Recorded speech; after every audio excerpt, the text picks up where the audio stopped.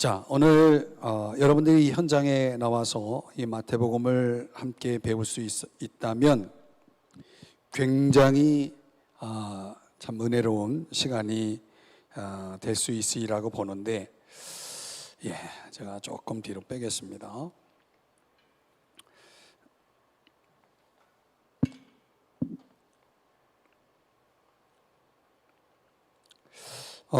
이 마태복음의 전체 주제를 이 제자도라고 하는 관점에서 보면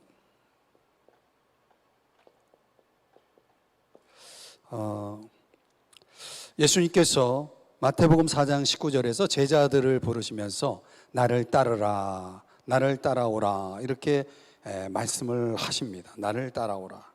그리고 이 사복음서의 요한복음 21장에 보면 또 한번 나를 따르라, 나를 따라오라 이렇게 말씀을 하고 있죠.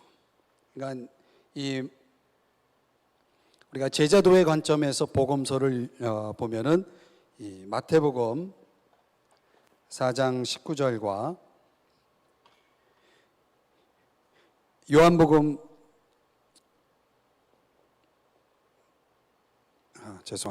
요한복음 21장 19절인데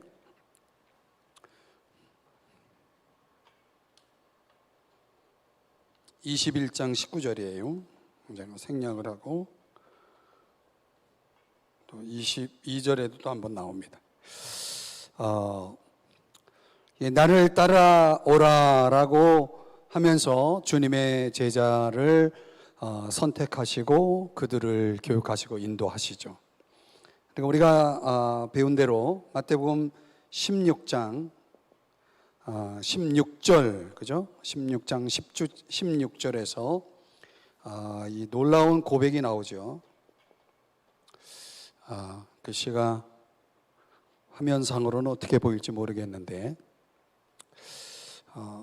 예수님께서 제자들을 택하시고 공생애를 시작한 이 3년 반 동안 예수님의 인기는 말 그대로 그 절정을 향해 가고 있었습니다.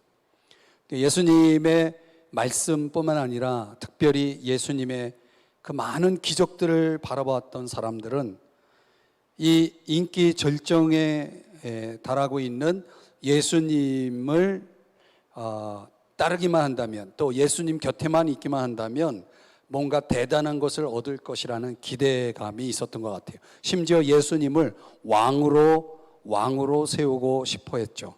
왕으로, 임금으로 세우려고 했을 때 예수님은 그것을 거부하셨죠. 예수님이 그만큼 사람들로 하여금 주목받는 인기를 얻는 그런 대중적인 예수의 모습을 보여줍니다. 물론 그 중간중간에 제자들에게 또 하신 일도 있죠. 제자들을 위한 그런 배려, 가르침, 또 제자들에게 친히 보여주신 기적도 있었고, 하나 상당히 대중적이었죠. 예수님의 사역 자체가 굉장히 대중적인 사역이었다고 봅니다. 그래서 이 수많은 이 기적들을, 가르침들을 목격한 사람들 가운데 특별히 제자들의 입술을 통해서 이 인기에 대한 결과론적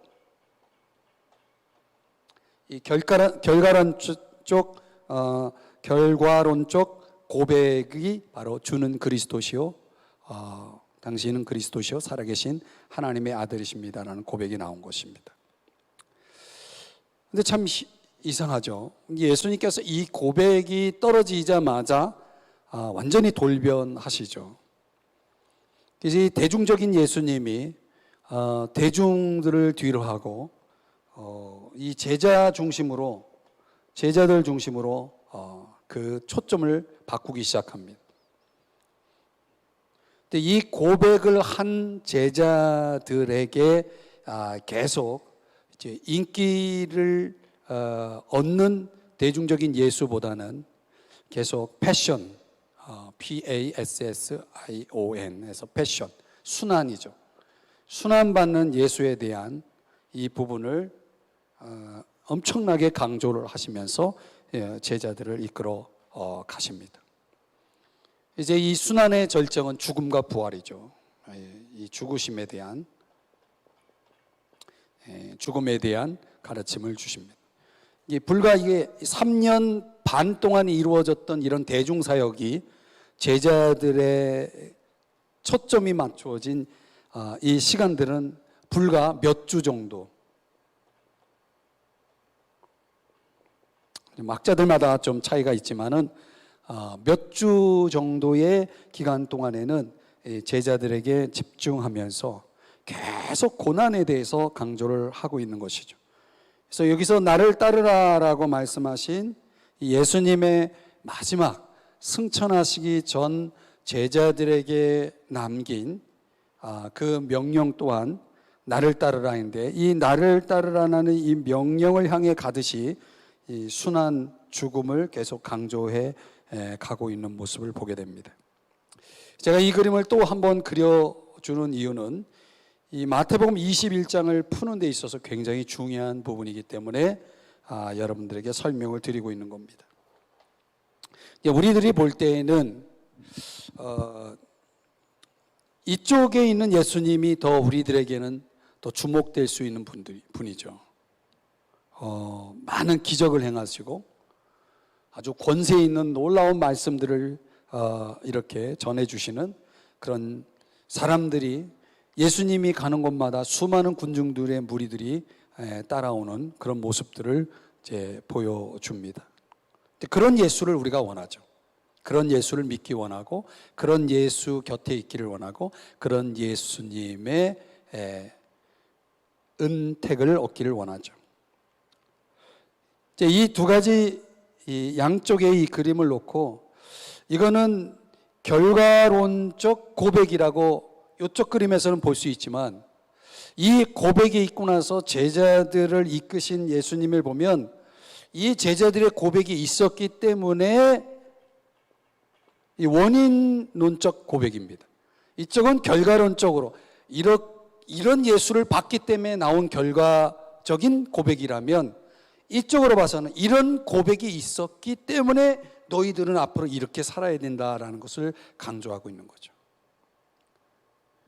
우리가 예수님 앞에 나와서 우리의 신앙을 고백하는 과정을 보면 어떤 결과에 의해서 예수님 앞에 우리의 신앙을 고백할 수 있죠. 말하자면 우리가 예수님을 믿게 되는 결정적인 어떤 사건, 경험, 예수님을 믿지 않을 수 없는 그런 어떤 경험들이 우리로 하여금 그분 앞에 두 손 들고 나오게 만들어서, 그래서 주는 그리스도시요 살아계신 하나님의 아들이라고 고백할 수 있는 이런 믿음의 결과로서 나온 고백이 우리들에게도 있습니다. 저 역시 거기에 해당되는 사람이죠. 이건 믿지 않을 수 없는, 내가 저분을 믿지 않을 수 없는 그런 어떤 사건들이 제 삶에 주어졌고, 그렇다면 나는 당연히 저분을 믿을 수밖에 없는 그런 차원에서 주는 그리스도시요 살아계신 하나님의 아들이시라고 고백을 하게 된 거죠.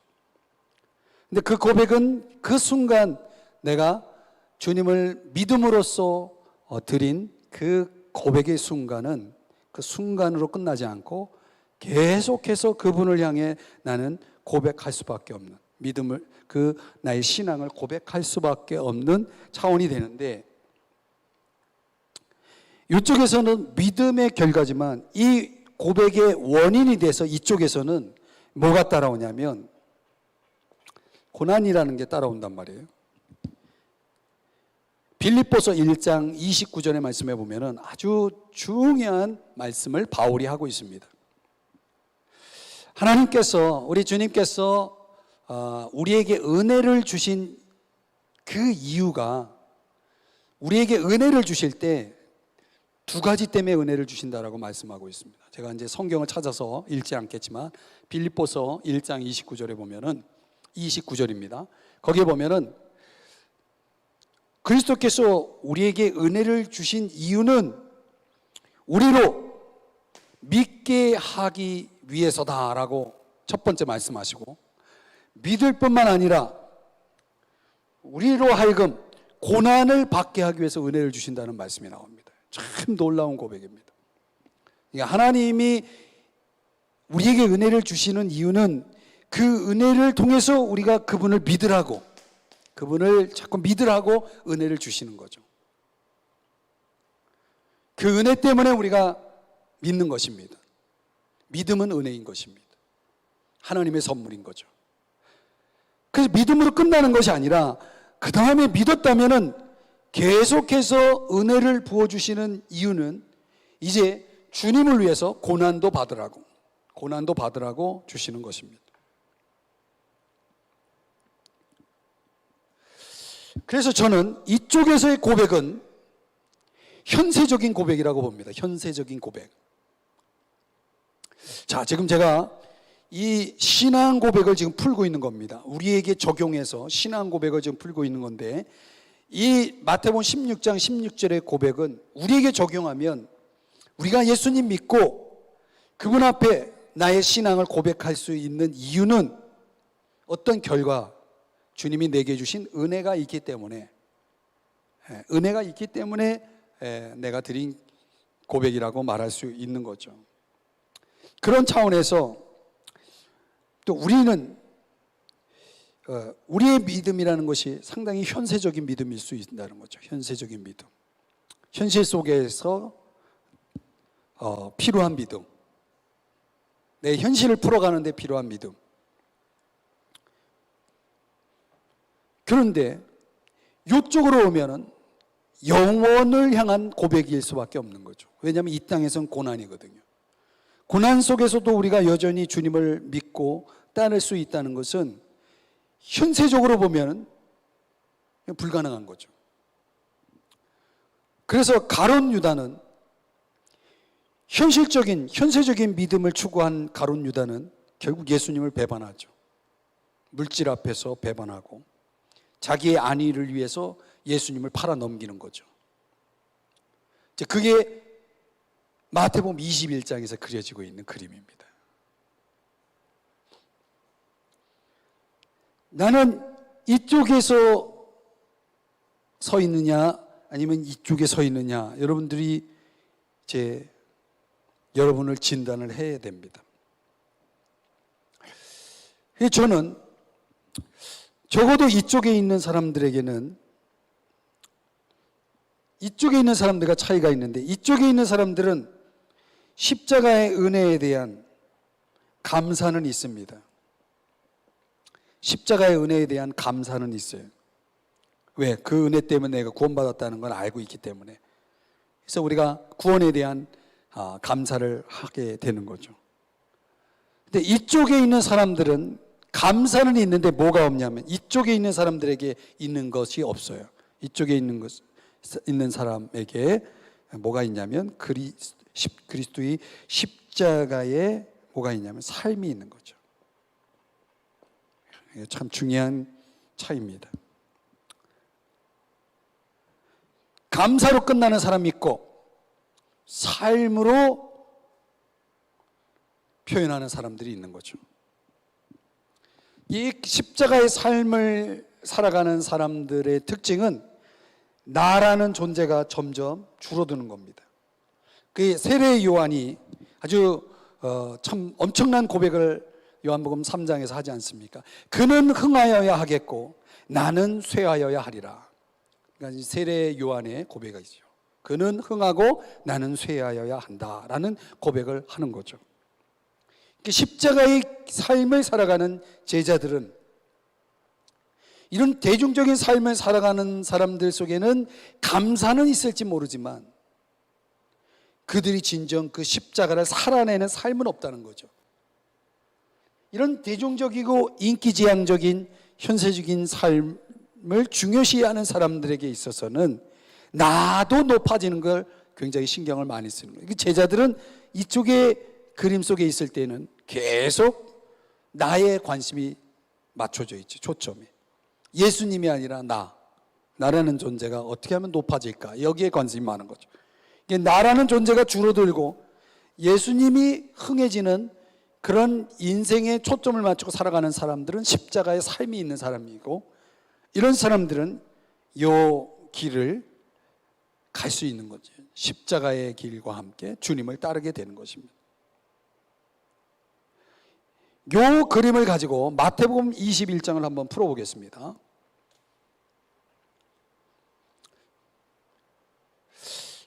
저는 이 마태복음을 개인적으로 묵상하고 또 공부하고 또 여러분들에게 이렇게 성경을 가르칠 때에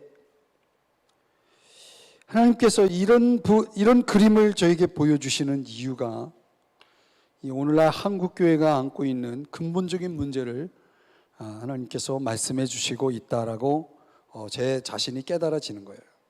21장서부터 28장까지의 그림은 아까 요 산 모양으로 그렸던 그림으로 말하면 이쪽 오른쪽에 있는 그림에 해당되는 이 사건들이 기록이 되어 있습니다. 마태복음 21장 제가 1절 2절을 읽었는데 이 21장 1절서부터 보면은 예수님이 나귀를 타고, 나귀 새끼죠, 정확하게 나귀 새끼를 타고 예루살렘에 입성을 하시죠. 예루살렘에 입성을 하시는 그림이 나옵니다. 이 끝자락에 가서 예수님의 마지막 부분에 보면 예루살렘으로 들어간 예수님, 이 들어갈 때 예수님의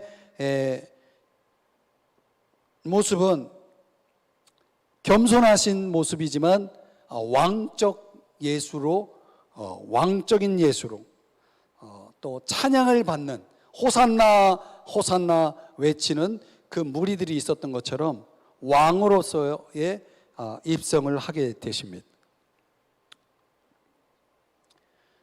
이게 대중적인 속성이 드러나 있는 부분입니다.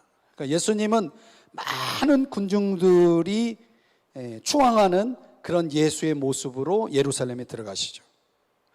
그런데 요한복음 19장 17절에 보면은 이건 이제 여러분들이 다 찾아보셔야 되는데, 이 현장에 있다면 제가 같이 찾아서 읽고 여러분들에게 설명을 드리겠지만 그렇게 할 수 없기 때문에 여러분들이 나중에 성경을 찾아보시는 거 숙제로 내드리고 제가 설명 그냥 합니다. 요한복음 19장 17절에 보면요, 참 비참한 예수님의 모습을 봅니다. 십자가를 지고, 여기서는 십자가를 지고 예수께서 성 밖으로 쫓겨나가는 모습을 봅니다. 쫓겨나간다. 십자가를 지고 성 밖으로. 그러니까 성 안으로 들어갈 때는 왕으로 들어가셨는데 성 밖으로 나갈 때는 십자가를 지고 아주 비참한. 이쪽에서는 예수님은 환영을 받는 왕이었다면 이쪽에서도 왕은 왕입니다. 왜냐하면 가시 면류관을 쓰셨잖아요. 그 가시 면류관의 의미는 뭡니까? 조롱이죠. 조롱받는 왕의 모습으로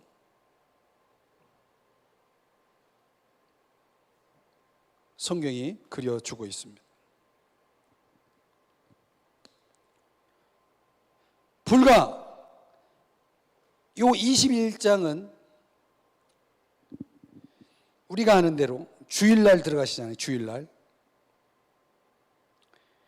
그리고 이 조롱받는 왕으로 예루살렘 도성에서 쫓겨나갈 때는, 성 밖으로 나가실 때는 금요일날 나가시잖아요. 며칠밖에 안 돼요. 며칠밖에 안 되는 이 21장과 그리고 뒤에 요한복음 19장, 이쪽으로 말하면 마태복음 27장의 그림이죠. 환영을 받고 있는 왕의 모습과 전혀 반대의 대조적인 조롱받는 왕의 모습으로 나아가는 것을 볼 수가 있습니다.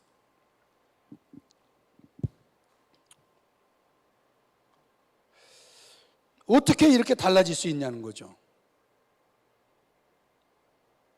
이 배후에 누가 있냐면 예수님을 열렬히 환영하는 무리들이 있었다는 거.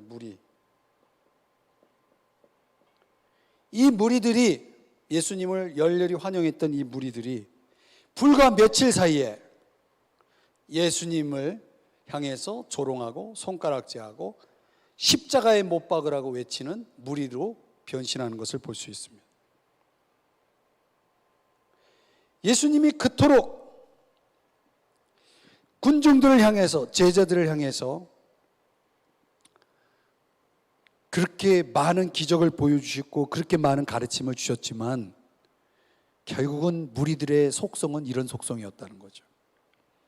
그 본색을 드러낸 거죠. 이 본색을 드러낸 거죠. 이 무리들의 본색을 드러낸 거죠. 이 주일과 금요일 중간에 뭐가 껴있냐면 침묵의 날도 있었지만은 화수목이 껴있죠. 화수목. 이 화수목은 예수님이 제자들과 함께 하시죠. 그 제자들과 특별히 수요일 목요일을 얘기하는 겁니다.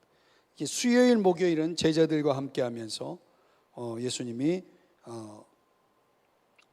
깊이 있게 제자도를 가르칩니다. 이건 이제 나중에 제가 이제 24장, 25장, 26장을 풀면서 또 설명을 드릴 겁니다.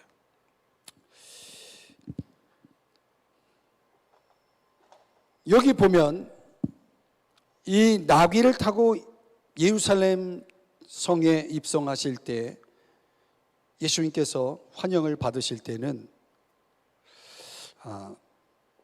그분의 이 권위적인 모습, 아주 권세 있고 권위 있는 권위를 보여주는 예수님의 모습이라고 보면은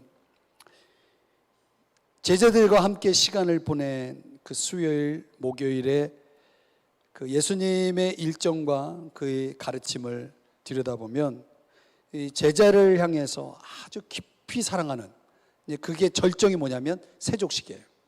세족식과 성만찬, 최후의 만찬이라고 하죠.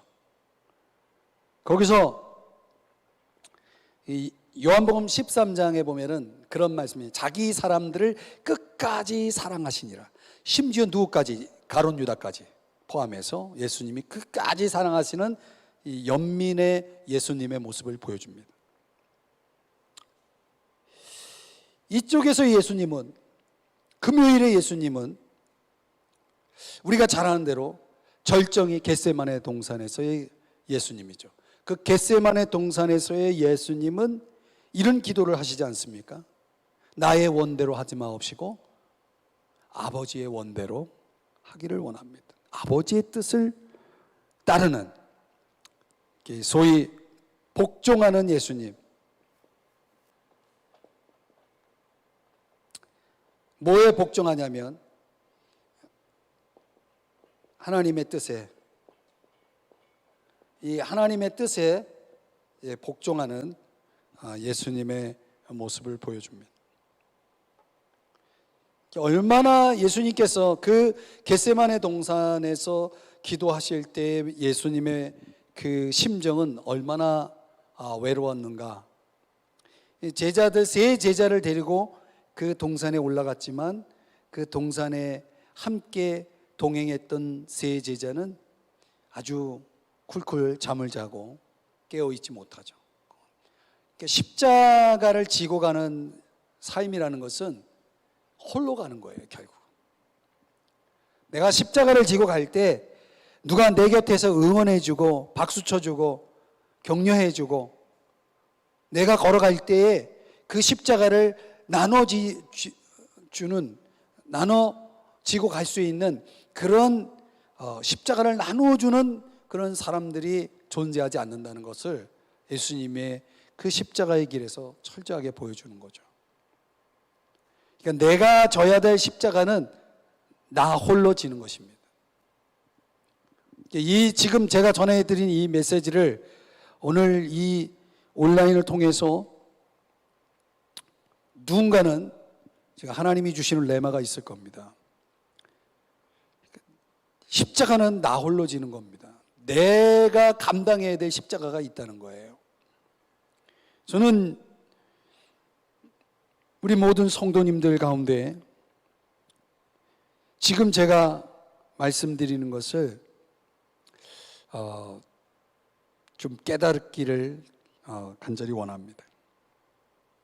아무도 나를 대신할 수 없는 십자가가 많은 사람들에게 특별히 우리 성도님들 안에서도 있다는 것을 볼 수가 있습니다. 십자가는 내가 져야 된다는 거죠. 이런 권위적인 정말 위험 있는 예수님의 모습 또한 우리가 주목해 봐야 되겠지만 점점 깊이 있는 삶으로 들어갈 때 이렇게 연민, 깊은 사랑, 그리고 더 깊이 들어가면 하나님 아버지의 뜻에 절대적으로 복종하는 이런 제자도를 보여주시는 예수님의 그 길을 우리가 좀 여러분들이 깊이 깨달았으면 좋겠다라는 생각을 가지면서 오늘 요거를 이제 21장으로 다시 또 더 깊이 들어가 봅니다. 21장에서 28장을 보면은 이렇게 지금 예수님의 출현이, 예수님이 보여주시는 이 예수님의 모습이 이런 그림으로 조금씩 깊어지고 있다는 것을 이제 보여줍니다. 신앙도 마찬가지라고 봐요, 저는. 신앙도 점점 깊어지면 그 캐릭터가 달라져요. 그 사람이 보여주고 나타나는 그 캐릭터가 달라져요. 특성적인 것이 달라져요. 어제와 오늘이 다른 거죠. 작년과 올해가 다른 거죠. 신앙의 연륜이 삶에 있어서 분명하게 그렇게 깊어져 가는 그런 신앙인도 있고 항상 그 모습 그대로 있는 사람도 있죠. 제자의 길을 가는 사람에게는 예수님이 보여주신 이런 패턴을 또 우리들에게 또 보여주면서 그런 걸 우리에게 지금 도전하고 있다고 봅니다. 자, 21장에서 나귀 새끼를 타고 예루살렘 성에 입성하시는 예수님의 모습 속에서 우리가 깨달아야 될 것, 지금 21장의 내용을 한번 좀 풀어보면은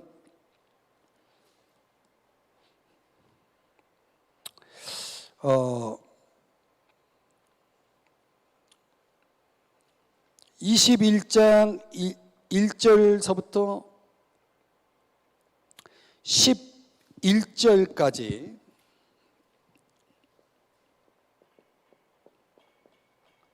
먼저 살펴보면요,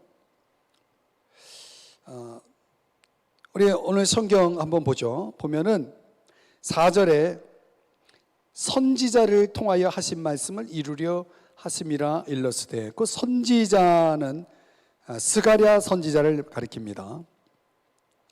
왜 예수님이 나귀 새끼를 타고 예루살렘 성에 입성했느냐라고 하는 것은, 이 나귀의 등장은 왜 예수님은 나귀를 꼭 타셔야만 했느냐, 그것도 나귀 새끼를 타고 들어가셔야만 했느냐라고 한다면, 이건 말씀을 이루기 위해서 의도적으로 예수님께서 순종하신 거죠. 의도적으로 순종한 거예요. 뭐를 이루기 위해서요? 스가랴서 9장 9절을 성취하기 위해서. 말씀에 대한 순종이었다는 거죠. 이왕 들어가실 때 사람들로부터 군중, 대중의 인기를 예수님께서 중요하게 여겼다면, 이왕이면은 왕으로 들어가시는데 뭘 타고 들어가셔야 됩니까?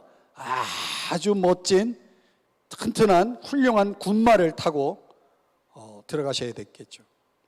예수님은 군중의 인기는 관심 받겼고 하나님 아버지의 뜻을, 즉 말씀에 대한 순종, 절대적인 순종이 예수님의 관심사였기 때문에 이 나귀 새끼를 타는 것입니다.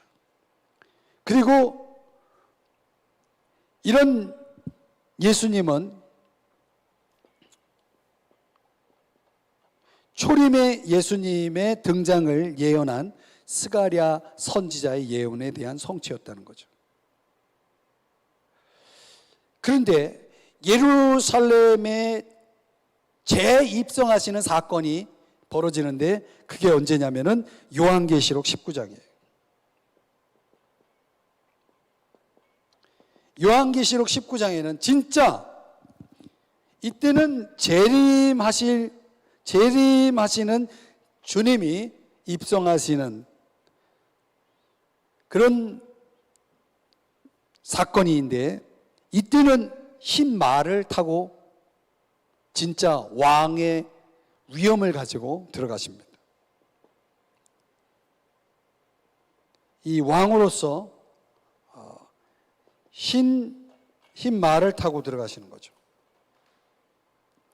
이게 원래 진짜 모습이에요. 백마를 타고 오시는 재림의 주님을 이제 그들이 목격을 하게 되는 겁니다. 이제 여기서 이제 우리가 생각해야 될 1절서부터 11절까지 내용을 보면은 9절 말씀에 보시면, 9절에 보시면은 자, 이제 무리들이 환영하는 모습을 보여줍니다. 호산나 다윗의 자손이요 찬송하리로다. 주의 이름으로 오시는 이여 가장 높은 곳에서 호산나 하더라. 이제 우리가 잘 아는 내용들이죠. 이 대대적인 환영이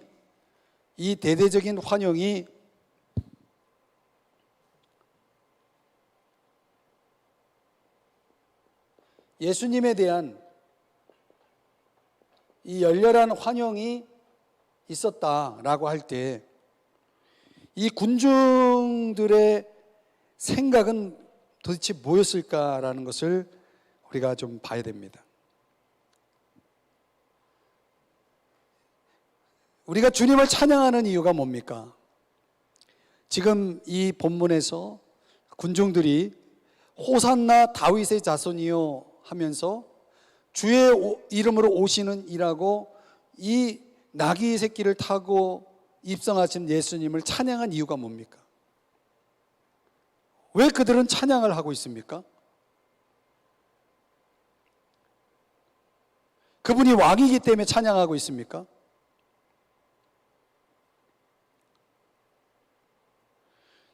오늘날 우리는 예수님을 왜 찬양합니까? 그분이 진정 나의 주님이고 나의 왕이고 내가 믿는 나의 구세주고, 자, 우리가 가지고 있는 그 신앙 고백에 근거한 진정한 찬양이냐? 사실은 아닐 수도 있다는 거죠.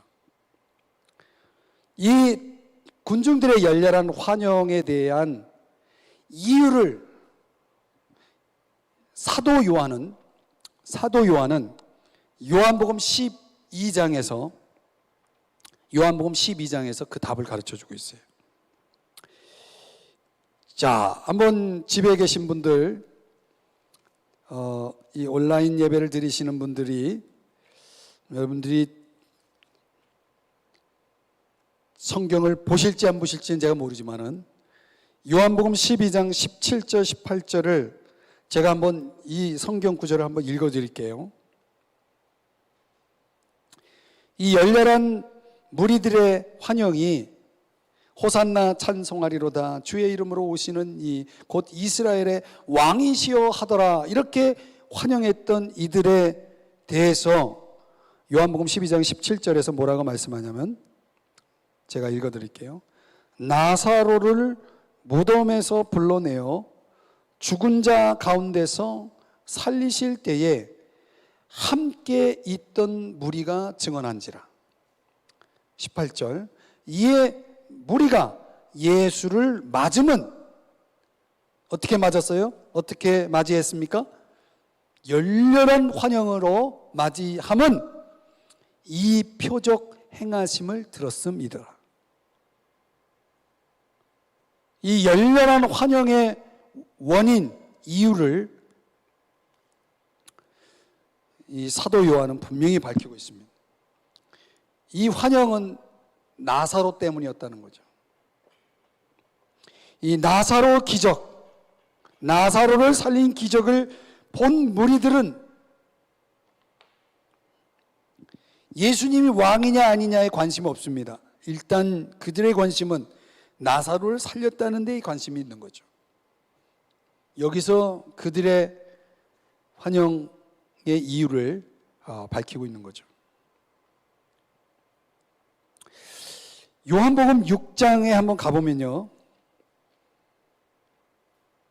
요한복음 6장 26절의 말씀을 제가 읽어드릴게요. 이 패턴을 보여줍니다. 패턴을 잘 깨달으시기를 바랍니다. 요한복음 6장 26절에 보면 예수께서 대답하여 이르시되 내가 진실로 진실로 너에게 이르노니, 이런 표현은 정말 중요한 말씀을 하실 때만 사용되는 표현입니다. 내가 진실로 진실로 너에게 이르노니 너희가 나를 찾는 것은 표적을 본 까닭이 아니요 떡을 먹고 배부른 까닭이로다. 예수님은 한술 더 떠서 나사로를 살린 기적을 보았기 때문에 무리들이 이렇게 환영하는 게 아니고, 그 표적을 보았기 때문이 아니고, 어떤 면에서 보면 배부름 때문이다 라고 얘기하는 거죠. 배부름. 너희가 나를 찾는 것은 표적을 본 까닭이 아니다. 떡을 먹고 배부른 까닭이로다. 예수님을 따르는, 예수님을 찾는, 예수님을 환영하는 목적이 뭐냐는 거죠. 예수님 때문에 내가 배부르다는 거야. 이 배부름이라는 것은 얼마나 인본주의적인, 얼마나 육신적인, 얼마나 욕망적인 이런 삶의 중심을 가지고 있는지를 보여주는 겁니다. 예수님께서 그러면서 나는 하늘에서 내려온 떡이야, 하늘에서 내려온 떡이야, 40절에 41절에 요한복음 6장 41절에 보면, 41절에 한번 보시면 자기가 하늘에서 내려온 떡이라 하심으로 유대인들이 예수께 대하여 수군거렸다. 수군거리기 시작합니다. 이제 예수님의 말씀, 그 영적인 말씀, 하늘에 속한 말씀, 그 영혼에 초점을 맞추어서 말씀을 하니까 유대인들이 수군거렸다. 이 수군거렸다는 것은 우리말로 얘기하면 원망하고 있다, 원망했다는 거예요. 원망. 그러니까 내가 바라는 걸 주지 않는 예수는 원망스러운 예수예요. 이제 배부른 이 무리들이 뭐 하기 시작하냐면 수군거리기 시작하는, 원망하기 시작하는 거예요. 우리로 말하면 가십하기 시작하는 겁니다. 그리고 가십하다가 이제 마지막 본색을 드러내는 게 요한복음 6장 66절인데요. 요한복음 6장 66절에 보면 그때부터 그의 제자 중에서, 여기 제자라고 말씀하고 있거든요. 예수님을 따르던 제자 중에서, 무리가 아니라 제자 중에서 많은 사람이 떠나가고 다시 그와 함께 다니지 아니하더라. 떠나가는 거예요.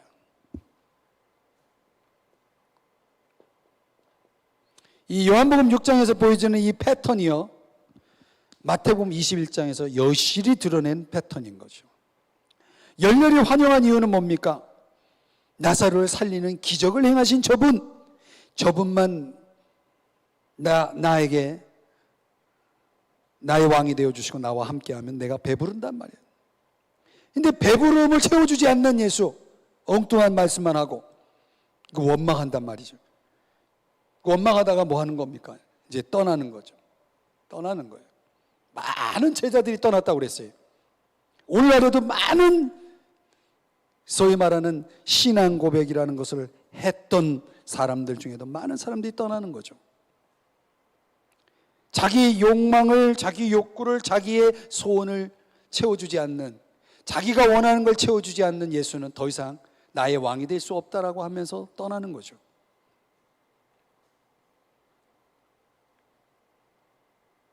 도대체 열렬히 환영한 그 모습과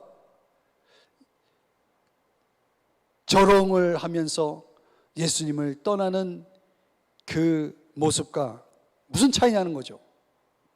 사실은 그 사람이 그 사람이었다는 거죠. 그 사람이 그 사람이었다. 그가 그였다. 그 십자가에 못 박으라고 외쳤던 군중이 다름 아닌 예수님을 자기의 겉옷을 벗어서 길거리에다가 깔아놓고 종려나무 가지를 흔들면서 열렬히 환영했던 사람들이었다는 거예요. 그 동일한 사람이 그런 양쪽의 모습을 보인 거예요. 그러니까 아무리 열렬히 환영한들 그 환영을 환영이라고 말할 수 없는 것은 그들의 진정한 모습이 아니기 때문인 거죠. 이제 이 왕을 거절하는 무리들, 결국은 예수님을 떠나게 되고 예수님을 조롱하게 되는 이런 무리들의 이 모습을 마태복음 1장 21장 1절에서 11절에서 보여주면서 그들을 이제 마태복음에선 뒤에 가보면 뭐라고 부르냐면 영적인 맹인이라고 부르는 거죠. 영적인 맹인이라고 부르는 겁니다. 영적인 맹인. 우리는 어쩌면 영적인 맹인이라고 말할 수도 있는 거죠. 내가 예수님을 진정한 왕으로 아직 보지 못한다면 나는 영적인 맹인인 것입니다. 우리 겉으로 드러나는 열렬한 환영, 그 환영에 예수님 꿈쩍도 안 하시죠. 그걸로 기뻐할 분도 아니고, 왜냐하면 중심을 아시기 때문에 그렇죠. 과연 우리는 그 많은 군중들, 예수님을 환영했던 그 군중들 속에 있습니까? 과연 우리는 예수님을 향해 원망하고 조롱하고 떠날 수 있는 그런 존재들은 아닙니까?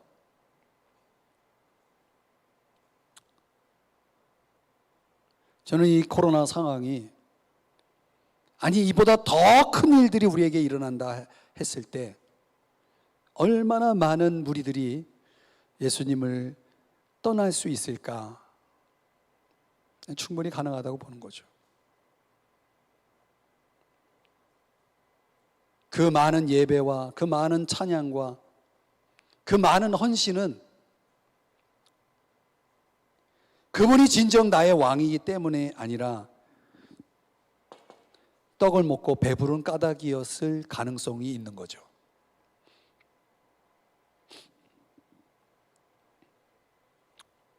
그래서 우리는 오늘 이 공부를 하면서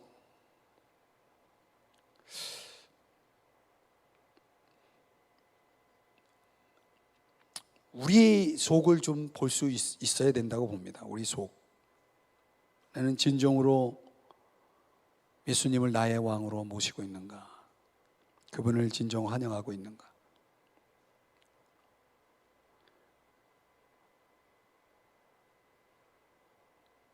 십자가를 환영하지 않는, 십자가를 받아들이지 않는 제자의 길이라는 것은 진정 예수님을 따르는 것이 아니라 떡을 먹고 배부른 까닭이기 때문인 거죠. 그걸 이제 예수님께서 딱 보여주시는 겁니다. 우리는 21장 1절에서 11절에 이 무리들의 속성을, 그들의 진짜 모습을 우리는 십자가에서 보았다는 거죠. 뭐가 진짜냐? 환영하는 이 모습이 진짜냐? 아니면 예수님을 십자가에 못 박으라고 외치는 이 모습이 진짜냐? 우리 진짜를 가려낼 수가 있어야 되는 거죠. 나는 영적으로 정말 예수님을 나의 왕으로 보고 있느냐? 아니면 아직도 예수님 덕분에 먹고 배부른 게 목적인 그런 차원에서 예수님을 바라보고 있고 따르고 있다라고 한다면 나는 영적인 소경인 거죠. 맹인인 거죠. 21장 12절에서 16절은 예수님께서 성전을 정화하시는 그런 일을 또 하시는데요.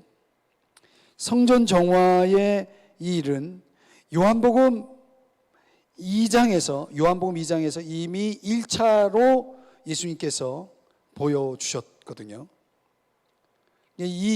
마태복음 21장의 성전 정화는 두 번째 사건입니다. 요한복음 2장의 13절 이하 22절에 보면 1차적으로 예수님께서 성전을 정화하시는 일을 하십니다.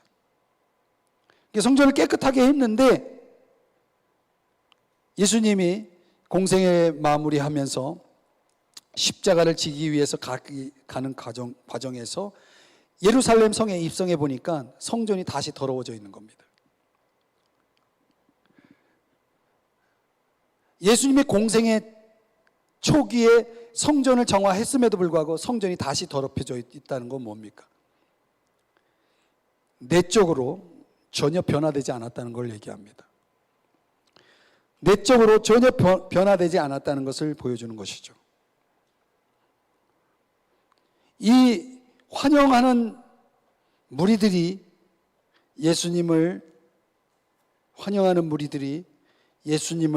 조롱하는 무리로 본색을 드러낸 것처럼 성전 정화의 이 모습도 같은 맥락인 것입니다.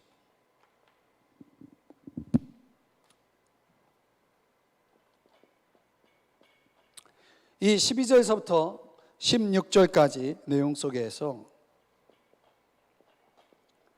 성전 정화를 시키고 있는 거죠.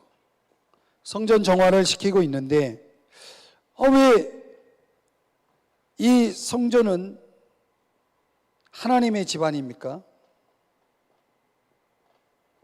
하나님의 집이고 오늘 본문에서 뭐라고 말씀하냐면 이사야 56장 7절을 인용하면서 예수님께서 이 성전은 나의 집이다, 내 집이다 라고 말씀하면서 뭐라고 말씀하십니까? 내 집은 기도하는 집이다, 기도하는 집이다 라고 말씀을 하는 거죠. 이미 요한복음 2장에서 13절 이하에서 1차 정화를 했지만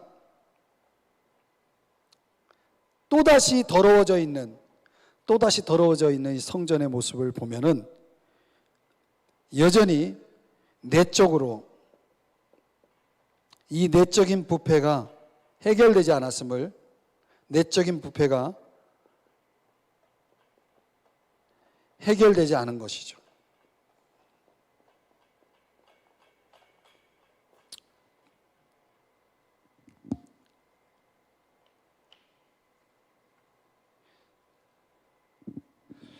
아무리 깨끗하게 하면 뭐합니까? 다시 더러워지는데.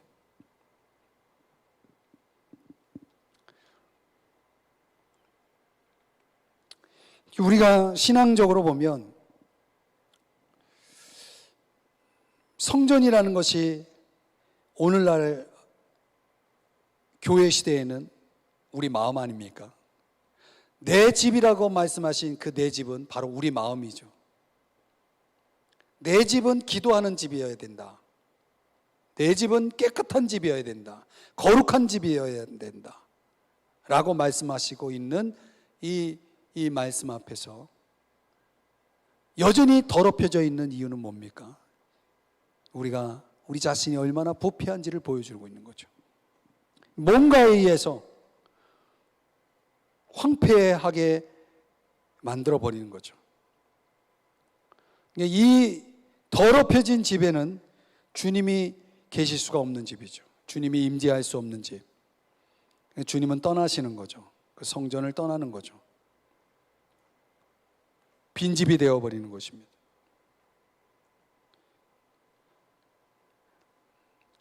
이 성전에 대한 부분은 시간이 되어서 다음 주에 다시 이어서 설명을 해야 되겠지만은,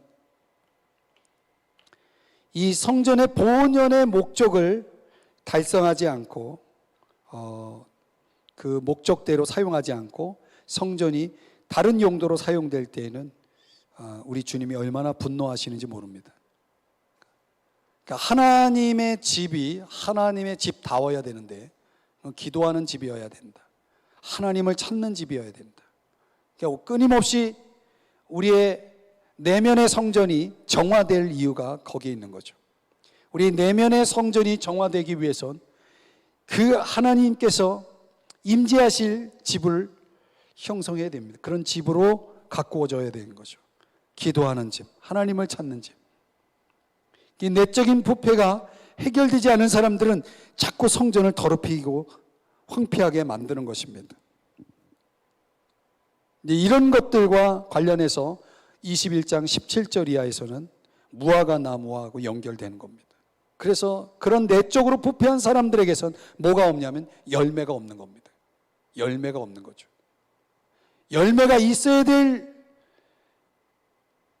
이스라엘 백성들이 열매 없음의 모습을 보면서 그 무화과 나무를 저주한 사건이 17절에서 22절에서 말씀하고 있는 겁니다. 이 부분은 다음 시간에 다시 설명을 해 나가도록 하겠습니다. 오늘 우리가 꼭 기억해야 할 것은 뭐냐면, 이 환영하는 무리들과 조롱하는 무리들의 이 차이, 그들의 진정한 본색이 무엇이냐는 문제를 오늘 우리에게 적용하면서, 나는 예수님을 진정 왕으로 모시고 있는가? 나는 진정 예수님을 왕으로 따르고 있는가? 오늘 우리의 믿음의 현주소를 성찰하는, 그래서 다시금 주님이 저와 여러분에게 요구하시는 나에게 주신 십자가를 지고 가는, 십자가의 길을 가는 진정한 제자 되시는 여러분 되시기를 간절히 바라면서 오늘 수요 성경 공부를 마치도록 하겠습니다.